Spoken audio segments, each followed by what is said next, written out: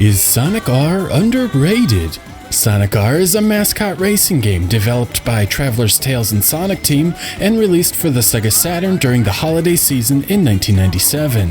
A PC version would follow the next year, and this PC version would later be ported to the GameCube and PlayStation 2 as part of the Sonic Gems collection, but for this video, I'll be focusing on the Saturn original. Much like its reputation today, Sonic R was met with mixed reviews upon release. GameSpot scored the game a 5.6 out of 10, stating, "Sonic R is a good rental, but it is so short that you'll probably finish it the day you rent it."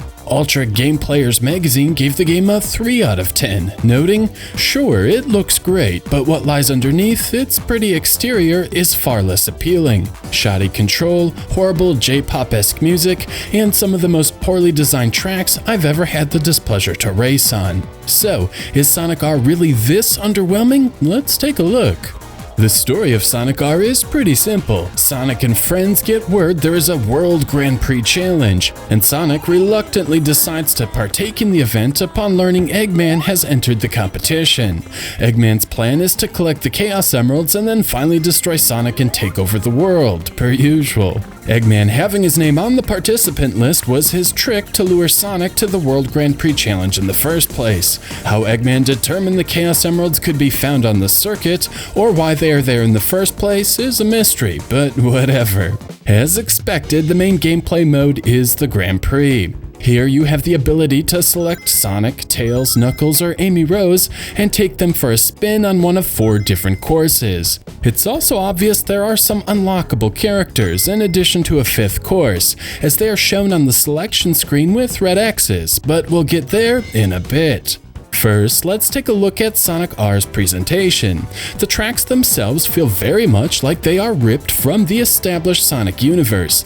Everything is bright and cartoony with plenty of checkerboard patterns and vibrant color palettes. If you look closely, you might see references to Green Hill, Casino Night, and Chemical Plant. There are even loops, a Sonic favorite. Even better, items are carried over from the previous titles. While there are no monitors to break open, there are emblems containing random items, including speed shoes, temporarily boosting speed, a lightning shield attracting rings, a water shield allowing characters to walk on water, or bonus rings. Speaking of rings, they are helpful for 3 different reasons. First are speed pads, called accelerators, which give each character a massive boost in speed along a predetermined path, at the expense of rings.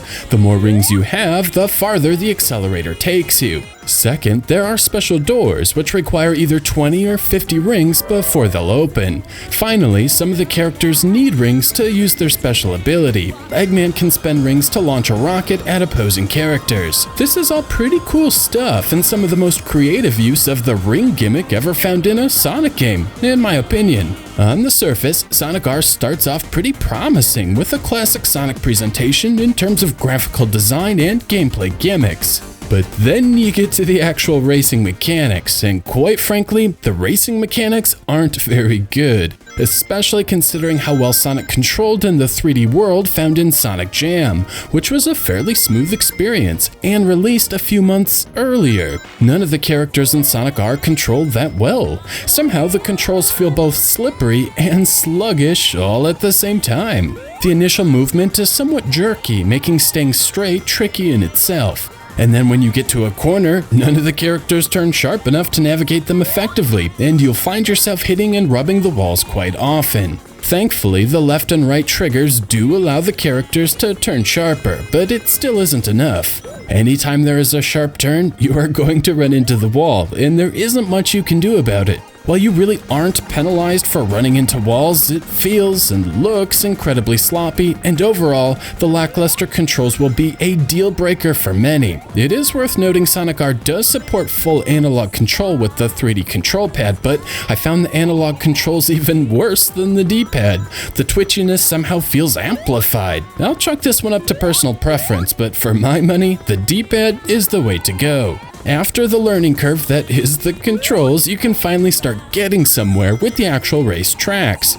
If I'm honest, these tracks don't really feel like race courses at all, especially compared to what games like Mario Kart already established for the genre. Instead, they feel more like 3D platforming levels, with the paths to the finish very loosely laid out. In fact, if you take a gander at the track maps themselves, these can look downright confusing. It isn't always obvious how the track map corresponds to what you are actually seeing in the game world either, further compounding the issue. Still, making your way around the tracks is a relatively simple experience, with a sort of central main path being obvious and getting lost a rare possibility. After enough practice, you'll start venturing off on other paths, finding shortcuts, often game-breaking, and ultimately scoring yourself victories. After winning on each track with your character of choice and earning a cool gold cup, the 5th track will be unlocked. If I was a betting man, I'd guess this course was inspired by Rainbow Road, featuring a fantasy-styled course on a star-filled backdrop.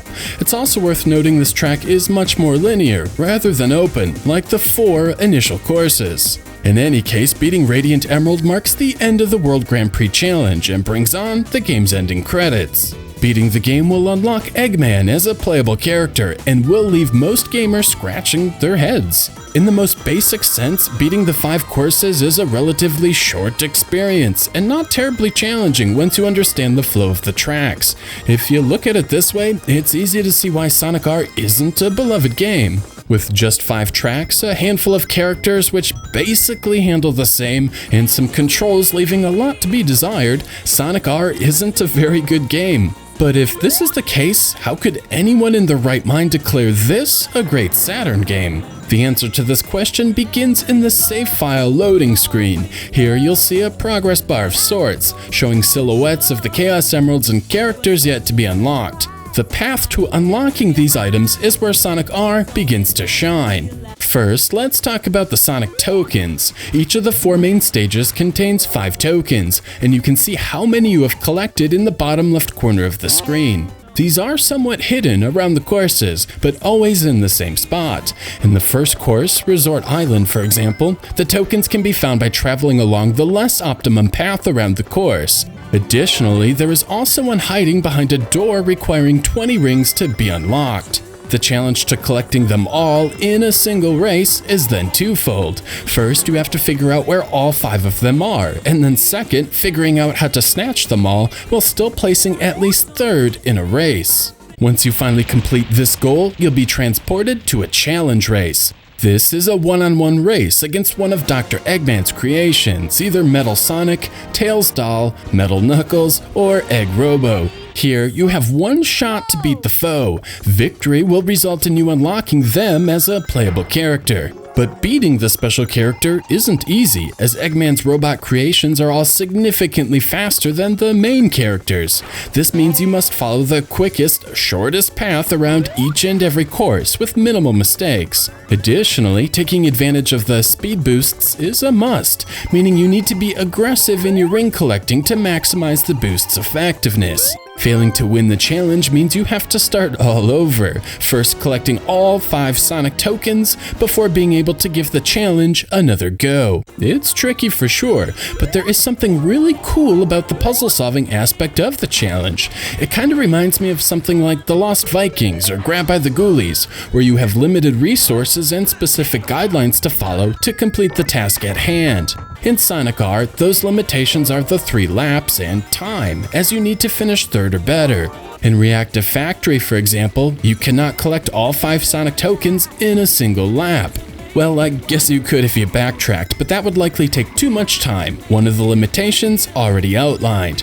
As there are quite a few branching paths here, there will be a lot of trial and error, figuring out where the 5 tokens are, in addition to mapping out a way to hit the necessary paths in 2 or 3 laps. Then, of course, finishing the race on time. It's a tough challenge if I'm honest, and also an extremely rewarding one once you figure it all out. In any case, after repeating a similar process for Regal Rune and Radical City, in addition to winning the challenge races against the unlockable characters, you'll be one step closer to completing Sonic R. The second step is locating the Chaos Emeralds. There are 7 in all scattered about the 4 main courses. These are even more challenging than locating the Sonic tokens. First, these are always hiding behind a door, requiring rings to unlock. This means you generally aren't going to nab them on your first lap. Instead, the goal of the first lap is to collect the rings necessary to unlock the door. The second lap being focused on unlocking the appropriate door containing the Chaos Emerald, and the third lap being focused on winning the race. That's right, unlike chasing the 5 Sonic tokens, in order to collect the Chaos Emerald, you have to finish in first place. This adds yet another requirement to the puzzle-solving formula referenced earlier. Failure to finish in first place will result in an emerald tease of sorts. Further complicating the issue are some timing nuances. In Regal Rune, for example, it will take a few moments for these doors to open up, revealing the emerald. You'll have to make a decision to wait a few moments or swing by on the next lap to nab the prize. For this specific example, I waited as there are some tricky jumps leading to the prize. After you find all 7 Chaos Emeralds scattered about the 4 main tracks, you'll see your save file is now finished. Additionally, longtime fans know what comes next. Sonic transforms into Super Sonic, the final character in the game. Needless to say, the additional challenges provided with completing the game really are the best part of Sonic R. It really forces you to learn the courses inside and out, discovering where all of the different paths go, as well as figuring out the optimum path for efficiency. I find all of this both satisfying and a lot of fun. When you combine the exploring elements with the challenge of finding the Sonic tokens and Chaos Emeralds under the strict limitations, you're left with a very enjoyable experience. The fact that completing these goals unlocks new characters offers a nice reward for the hard work. In short, the folks who really dig Sonic R are most likely referring to these specific collecting elements. However, for as much enjoyment as these secondary tasks provide, the controls are still far from optimal. While you can make each character move forward by pressing the up button on the controller's D-pad or analog stick like a normal platformer, there is a dedicated accelerator button, which works much better in practice. However, to decelerate, you don't press down, and there is no brake button. Instead, you must press both triggers. This is unintuitive and it feels awkward for sure, and since bouncing off the walls doesn't punish you, I find myself rarely using the brakes at all. In any case, the imprecise controls can really rear their ugly head when going for a full completion, with a few paths of the game requiring tight 90-degree turning with the control mechanism not really allowing for it. Further still, there are areas requiring the player to stop and turn around, which is impossible with the control scheme used. As far as I can tell, you can't move backwards. Instead, you have to slowly turn around, really breaking the game's pace. Finally, there is a spin dash and Sonic can roll around in a ball, but these maneuvers aren't required, sloppily implemented, and I simply never use them. On the flip side, the jumping, flying, and gliding all feel surprisingly good, allowing Sonic, Knuckles, and Tails to avoid the many water traps, slowing them down dramatically, as well as creating some makeshift shortcuts. Without the awkward friction of the feet on the ground, the secondary maneuvers feel precise, and I greatly prefer Tails and Knuckles because of their mid-air maneuverability. Amy Rose even has a cool trick up her sleeve. In addition to her boosting, she can hover over the water, with the wheels flipping out, very much like Mario Kart 8. So all is not lost. Unfortunately, I did find Amy Rose to be too slow. I imagine these speed and acceleration differences of the characters would all but ruin the two-player experience as well. However, I didn't get a chance to test this theory. As noted, the unlockable characters are all significantly faster than the standard characters.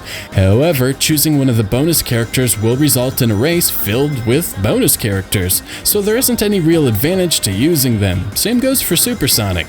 Anyway, moving on to the technical aspects of Sonic R, I have to talk about the graphics. In addition to being artistically pleasing, they are technically impressive. For starters, while there is pop-up, it is somewhat mitigated with a neat fading effect, with elements slowly coming into prominence as they get near. It's not a perfect solution to the lacking draw distance, but it certainly makes the experience less jarring. However, the floor of each level doesn't fade in and is always visible. I assume the floor is actually a background layer generated by the Saturn's VDP2 chip, as it is flat, massive, and contains no texture warping whatsoever. The remaining elements are true polygons, and the two elements sort of remind me of Legos stacked onto a base plate. The result is one of the most visually impressive Saturn games I've ever laid my eyes on. The texture work is exceptionally sharp and detailed, polygon counts seem above average, and each of the characters is animated reasonably well. There is some clipping, the pop-up is masked but still obvious, and the frame rate will drop from the usually smooth 30 frames per second, but even with these drawbacks, Sonic R is still a visual treat. Traveler's Tales would also claim the fading effect, in addition to the water reflections, would not be possible on the PlayStation hardware, which was quite the claim at the time. And I can't forget to mention the transparencies in Radiant Emerald. Generally speaking, few Saturn games featured any transparent polygons at all, instead opting for a dithering effect which doesn't look very appealing on modern display equipment, like the shadows and dust effects featured throughout this very game. However, nearly everything in Radiant Emerald is a transparent polygon. Perhaps this was a last hurrah for the dying system, and I can't help but find this ironic in a way. Still, if you look closely, you'll see the limitations of the Saturn's hardware. All you can see through transparencies is the star-filled background. No other polygons, such as parts of the track, are visible through the transparencies. Additionally, the cool fade-in effects are completely gone, and the pop-up is extremely noticeable. It's easy to see why you couldn't use this specific implementation of transparent polygons as the back window of a car or a window on a house, for example. Finally, there are some neat reflection effects, like the R on the title screen, which you can rotate yourself, a chrome Sonic head on the loading screen, and a chrome number on the results screen, showing you the place you finished. While never used in-game, it is another cool effect I had not seen used before. Moving on, we arrive at the soundtrack. Sonic R was the very first Saturn game I had ever played back when I purchased my Saturn in 2000. At the time, I hated the vocal tracks and instead played Sonic R with the vocals turned off. However, as time moves on, I've come to find the vocals quite amazing. The overall vibe here is a Euro power pop synth sound with high energy vibes fitting the racing genre perfectly, and the singer TJ Davis can really belt out the lyrics with a powerful yet controlled voice that is easy on the ears. And the lyrics themselves are just awesome. Each is bright and cheerful, filled with nonsensical positivity and even subtle references to love. Why most of the lyrics have virtually nothing to do with Sonic or racing is beyond me, but they are catchy as hell and are sure to get stuck in your head if you give them a chance. The title track, Supersonic Racing, is an absolute gem and one of my favorite pieces of Sonic music.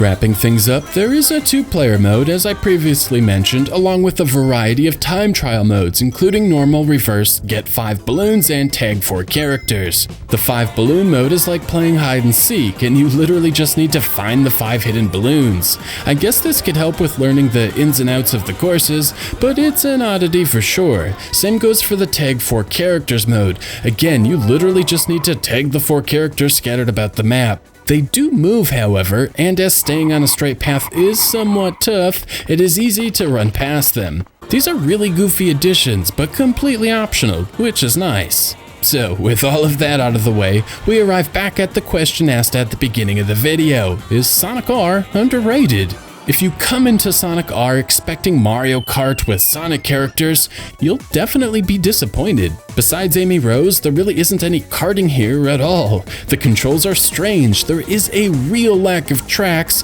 the artificial intelligence is rendered moot with the shortcuts, the offensive weaponry of Eggman and Egg Robo barely slow an opponent down, the track design is geared towards platforming rather than racing, the soundtrack is an acquired taste, and quite frankly, Sonic R fails at being a racing game in just about every way. It's easy to see why this game didn't light the world on fire back in 1997, and it's easy to see why the game is still so unpopular today. On the flip side, Sonic R has some high points as well. The 4 main courses are as expansive as they are exhaustive, and the designers did a tremendous job cramming in shortcuts, branching paths, as well as tons of nooks and crannies hiding Chaos Emeralds and Sonic tokens. And despite the track maps looking extremely confusing, the levels are anything but. It's easy to figure out the path forward. No track feature is ever repeated, meaning you always know exactly where you are on the course, and they function brilliantly as platforming levels needing to be completed quickly. And in this regard, Sonic R succeeds at being a really fun game, if you are into the gameplay mix of exploring and light puzzle solving under time constraints. And that is a pretty big if. Same goes for the soundtrack. It is a love it or hate it deal with little room in the middle. If you can't get into Euro power pop with love vocals, and I don't blame you if you can't, Sonic R might be a tough pill to swallow. One thing I think everyone can agree on, there is little doubt Sonic R is a brilliant piece of technical coding, featuring a ton of graphical wizardry rarely seen on the Sega Saturn. Toss in a solid frame rate and some excellent textures, and I would argue this is a top 5 Saturn game from a visual standpoint. But no, Sonic R is not underrated. The problems are numerous and the game is too short. However, if you dig the specific brand of platforming challenge offered, Sonic R has no equals.